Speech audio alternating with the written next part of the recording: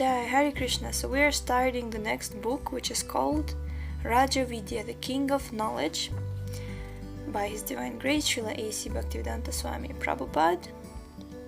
Chapter number 1, Raja Vidya, the King of Knowledge.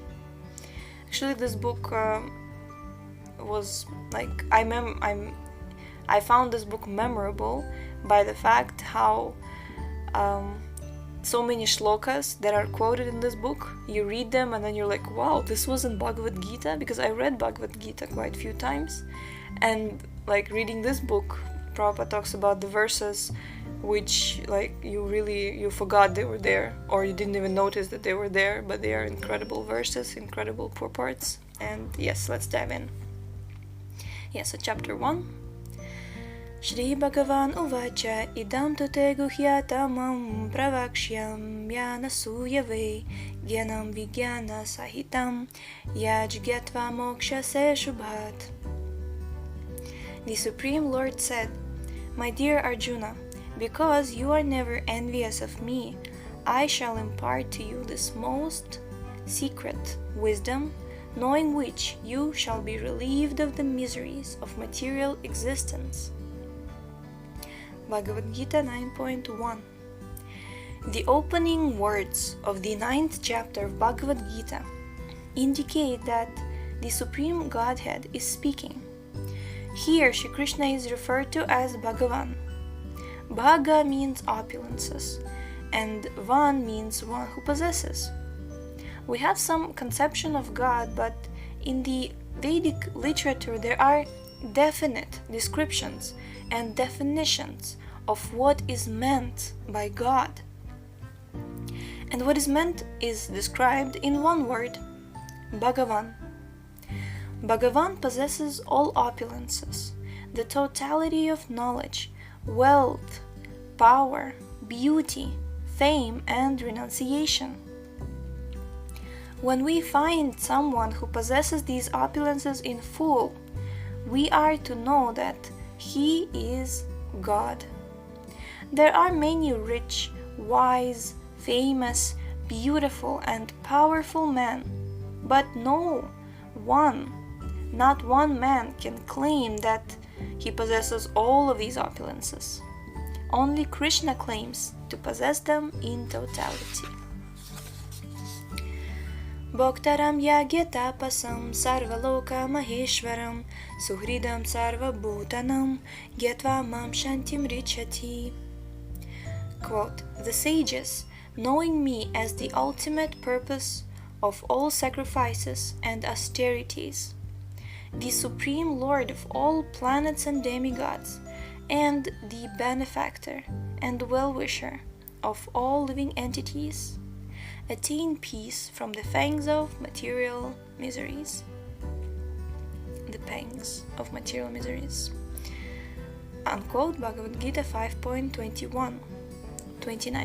Here Krishna proclaims that he is the enjoyer of all activities and the proprietor of all planets, Sarvaloka Maheshwaram. An individual may possess a large tract of land, and he may be proud of his ownership, but Krishna claims to possess all planetary systems. Krishna also claims to be the friend of all living entities, Suhridam Sarva Bhutanam. When a person understands that God is the proprietor of everything, the friend of everyone, and the enjoyer of all, right? He becomes very peaceful.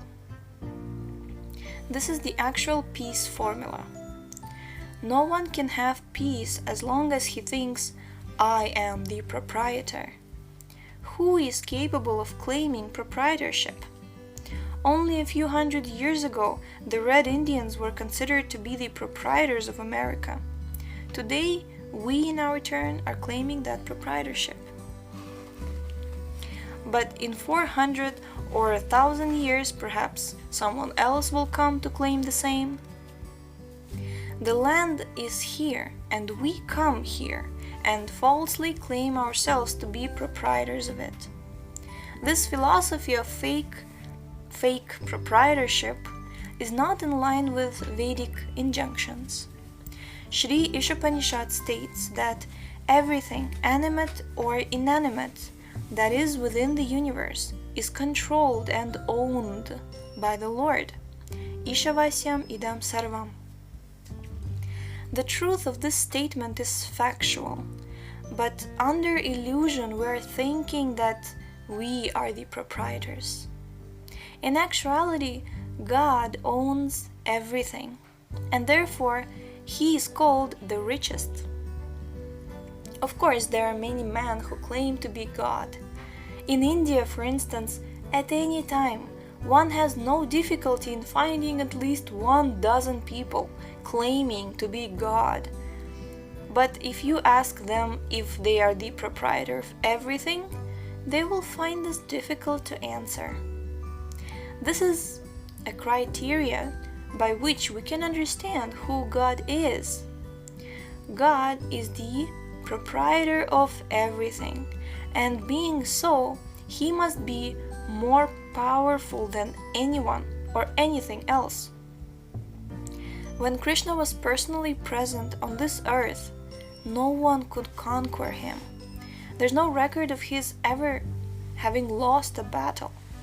He belonged to a Kshatriya warrior family, and the Kshatriyas are meant to give protection to the weak.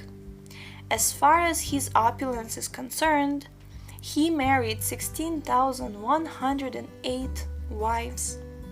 Every wife had her own separate palace, and Krishna expanded himself 16,108 times in order to enjoy them all. This may seem difficult to believe, but it is stated in Srimad Bhagavatam, and the great sages of India recognize this as scripture and recognize Krishna as God. In the first verse of this 9th chapter, by the word Guhyatamam, Shri Krishna intimates that he is imparting the most confidential knowledge to Arjuna. Why is he proclaiming this to Arjuna?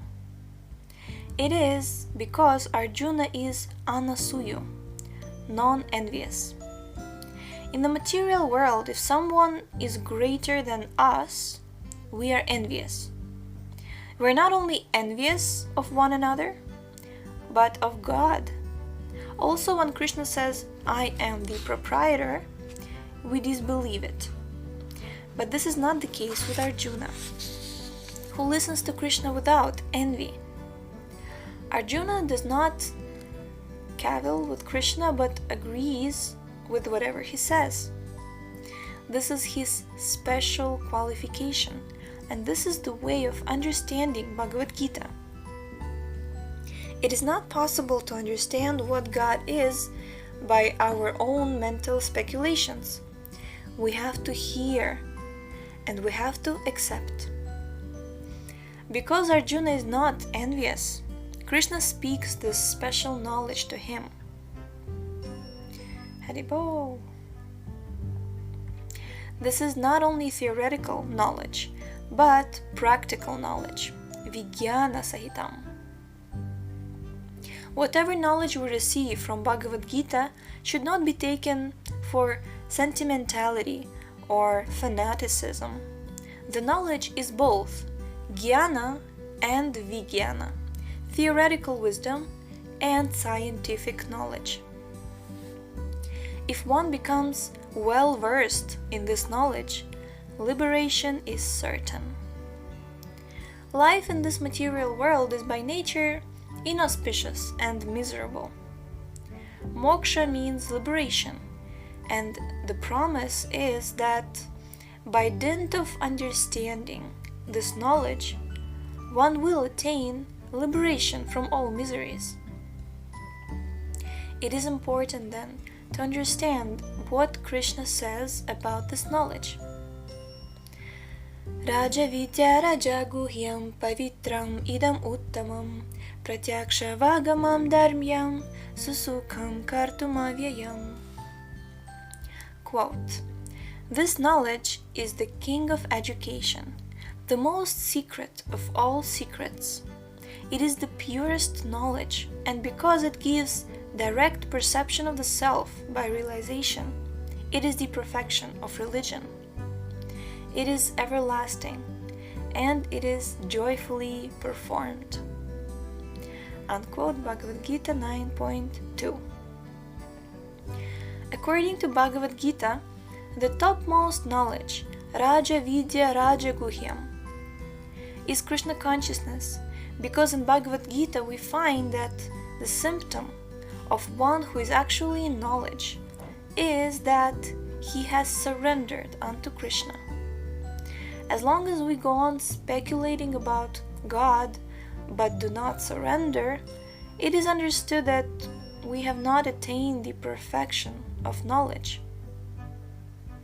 The perfection of knowledge is Bahunam Janmanamante Gyanavan Mam Prapadyante Vasudeva Sarvam Iti Sa Mahatma Sudurlava. After many births and deaths, he who is actually in knowledge surrenders unto me, knowing me to be the cause of all causes and all that is. Such a great soul is very rare. That's a quote from Bhagavad Gita 7.19.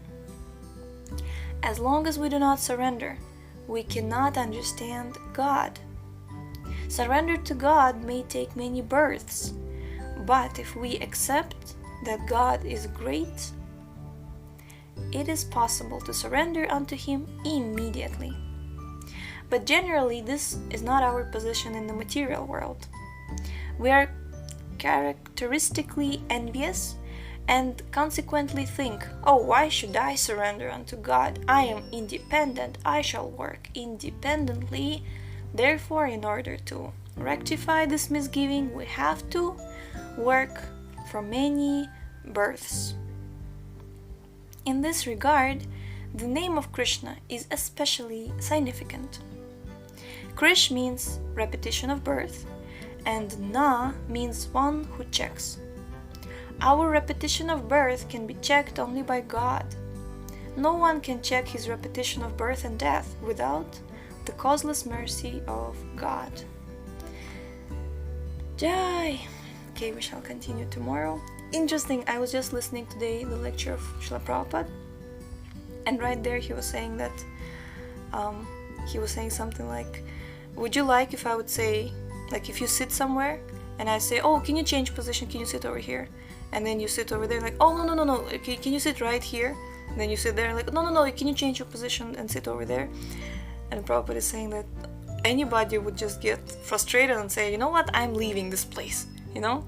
So in the same way, we as eternal soul, we're meant to be eternal, but we're constantly changing bodies.